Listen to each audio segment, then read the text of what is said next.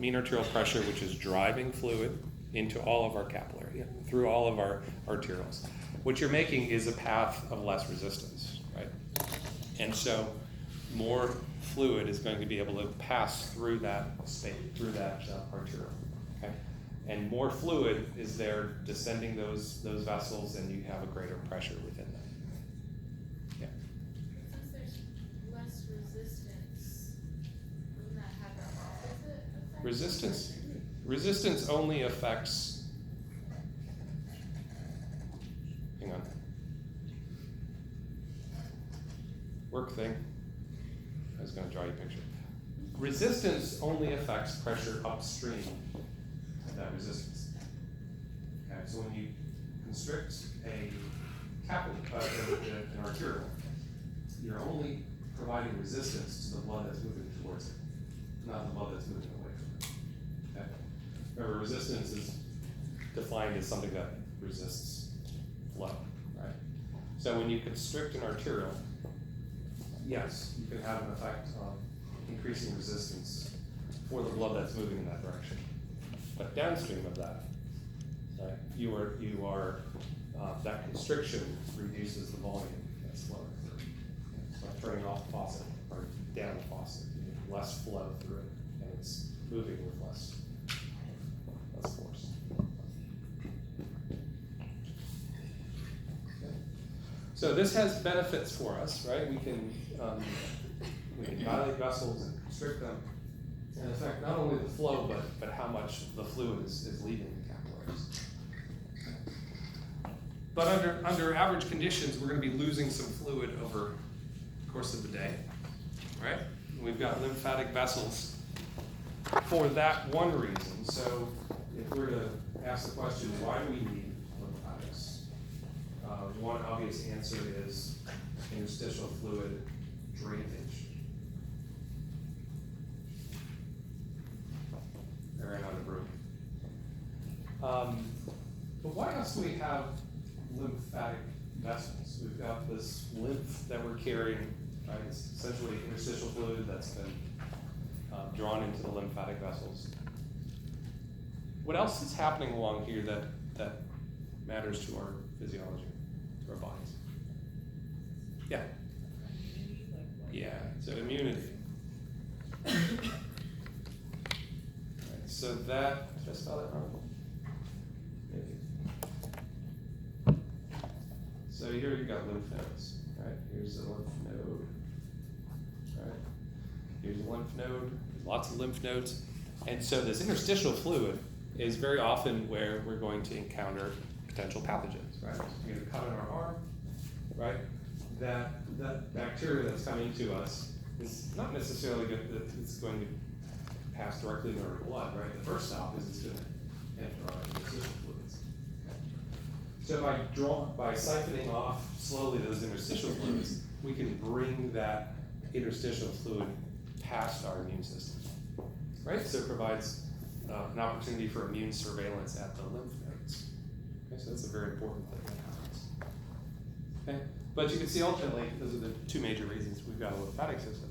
And you can see it ultimately goes back to the large veins that are entering the heart. Okay, so that 4 liters per day ultimately makes its way back into the circulatory system anyway. Okay, but in the meantime, we've got this bulk flow process taking fluid past our cells and benefiting the body. I want to show you, we are learning stuff about the lymphatic system, even to this day, and basic stuff, like where is it? So we've got these little vessels all over our bodies, and for a long time, and when I was a graduate student taking gross anatomy, we learned that there were no lymphatics around the brain, right? And now we're learning that that's actually wrong. And we can find lymphatic vessels in and around the meninges that help to drain off excess interstitial fluid. Here's a mapping of those things. You might recognize the ventricles in the middle there, right? So we were learning stuff about where these vessels are a long time. Cool stuff. So let's end here by talking about when this goes wrong. Edema comes in two varieties. When people don't say otherwise, edema refers to extracellular edema, that is, buildup of interstitial fluid. There is intracellular edema, but whenever that's being referred to, still intracellular will proceed. Okay, so generally speaking, we're talking about an extracellular phenomenon. So we've got three processes happening. We have filtration, where fluid leaves capillaries. We have reabsorption, where most of that comes back. Okay? And the slight amount that accumulates is drained by the lymphatic system. Okay?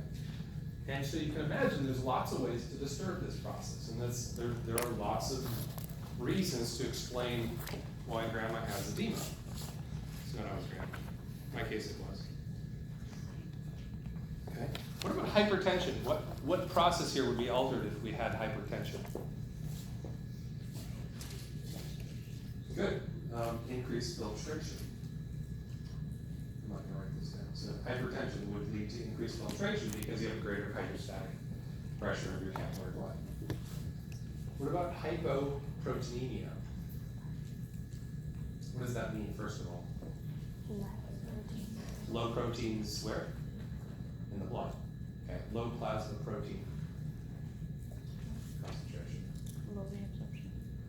Yeah, you'd have less of this reabsorbing force, right? So maybe you'll have more filtration and less reabsorption, right? Because that osmotic pressure in your capillary blood is favoring reabsorption and it's opposing filtration, right? So if you have too much filtration, not enough reabsorption, you can accumulate fluid. You don't have time to look this up. There is, anybody know this? Lymphatic, where'd it go? Not cool. What do you do me like this? Okay. Lymphatic filioteris, that's hard to say, filioteris. This is a lymphatic nematode, or a nematode that likes lymphatics. And this little worm will infect you and crawl into your lymphatic vessels and get stuck. What's going to happen? No drainage. What if you've got cancer in your lymph nodes? No Your drainage. fluid can't move through very well. You're going to have no drainage, right? Inflammation. What does inflammation do to your capillary walls? Yeah, they're dilated. They also get porous, and when they're very porous, what can escape from your blood? White blood cells, of course, but also proteins. Okay. So you can get proteins accumulating in your interstitial fluid, and that will help drive the swelling of that interstitial fluid. So is that What's a venous thrombus? Blood clot. Okay. If you've got a blood clot, what's going to happen? no? Your hydrostatic pressure is going to climb, right? And you get lots more filtration. Okay. So take some time and go through these. If you don't understand them, we don't have time to talk about it, but jump in on Piazza and we can clear it up there. Inflammation, you said it does what? Which one does it affect? So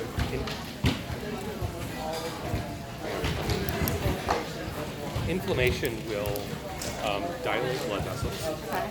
so that will increase your hydrostatic pressure. Right. But it also makes the vessel wall